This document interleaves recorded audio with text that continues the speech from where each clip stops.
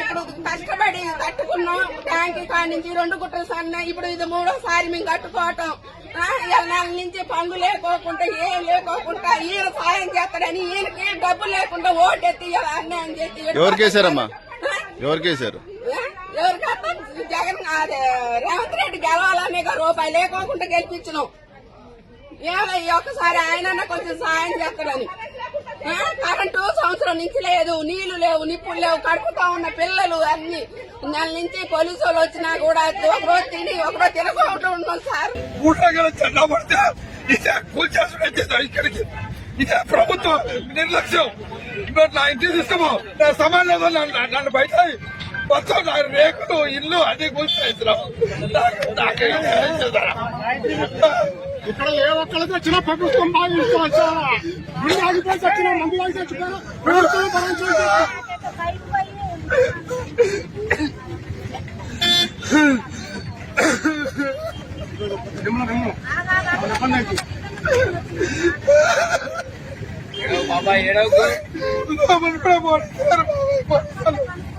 లోపలి కూడా పడితే నా భార్య క్యాన్సర్ చిన్న పిల్లగాడు జీవితంలో ఒక తీయడలేదు.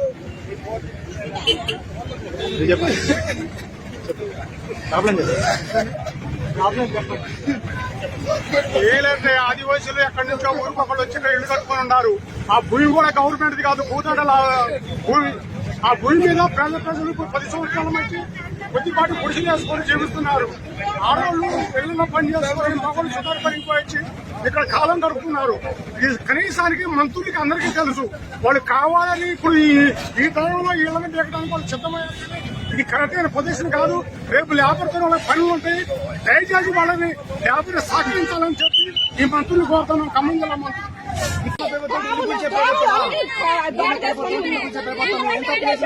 ముందుగా చెప్తా పక్కకు పోతుందా చెప్పి 8 సంవత్సరాలు వేసింది.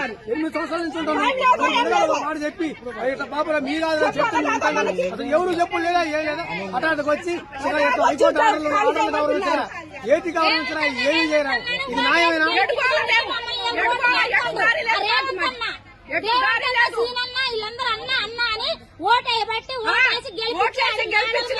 మిద్దల మీద కూర్చోబెడితే పరిస్థితి తీసుకొచ్చాను మమ్మల్ని. మా సంవత్సరాలు బట్టి ఉంటున్నాం అండి. కనీసానికి ఎప్పుడు ఏ రోజైనా కంటి నిండా నిద్రపోలేదు మేము.